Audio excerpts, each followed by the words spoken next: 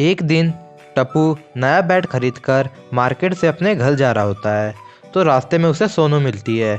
तो सोनू पूछती है, टप्पू ये बैट तुमने कितने में ख़रीदा है? तो टप्पू बताता है कि मैंने ये बैट तो बस 300 रुपये में ख़रीदा है।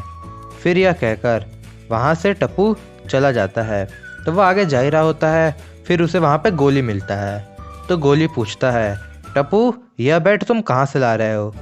तो टप्पू कहता है, मैं यह बैट मार्केट से खरीद के ला रहा हूँ।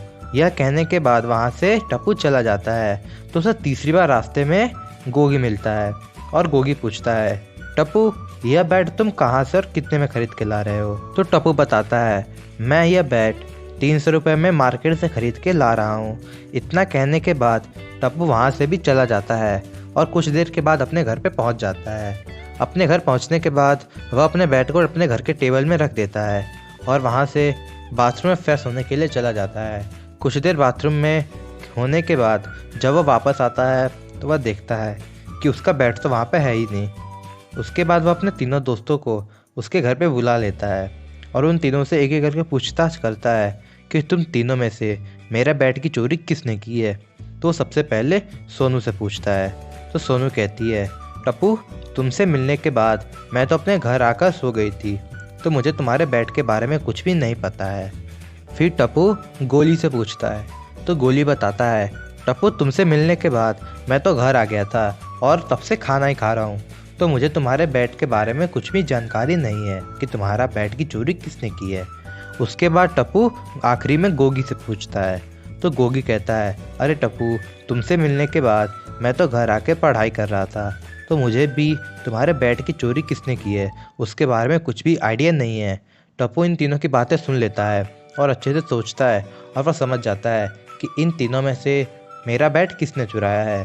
दोस्तों क्या आप समझ गए हो कि इन तीनों में से टप्पू का बैट किसने चोरी किया है? आप अपना आंसर हमें जल्दी से कमेंट में कर दीजिए।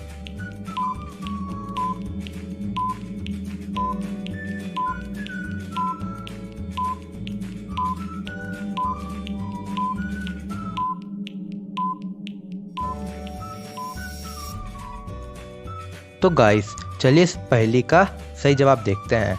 तो अगर आपको याद होगा, जब टप्पू गोली से मिला था तो गोली के हाथ में एक वॉच थी और वो वॉच अभी उसके हाथ से गायब है। और ठीक वैसी ही वॉच जहाँ पे टप्पू ने अपना बैट रखा था उस टेबल के साइड में गिरी हुई है।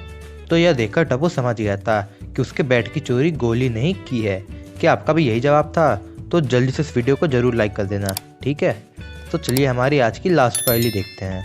सो गाइस अब आपके सामने जिसमें एक तरफ जेठालाल है और एक तरफ अय्यर है। आपको ये दिख रहा होगा क्योंकि मैंने बस इन दोनों को ही रखा हुआ है।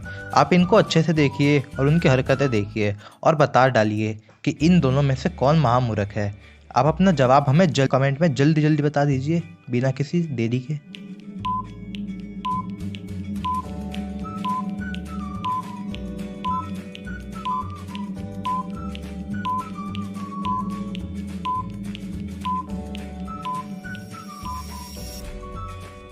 तो दोस्तों चलिए इस पहेली का सही जवाब देखते हैं। अगर आप मेरी मानेंगे तो ये दोनों लोग ही मूर्ख हैं। जेठालाल तो इसलिए मूर्ख है क्योंकि वो तो तालाब को गंदा कर रहा है। क्योंकि आप देखेंगे तो जहाँ पे वो टट्टी कर रहा है उसके नीचे एक तालाब है, उसकी वजह से जेठालाल तालाब को गंदा कर रहा है। और यहाँ पे अय्यर इसलिए मूर्ख है क्योंकि वो जेठालाल को ऐसा करते हुए देख रहा है, उसको कुछ बोल नहीं रहा। क्या आपका भी यही जवाब था? तो जल्दी से वीडियो को लाइक करके बेल आइकन को जरूर दबा देना। Thanks for watching this video.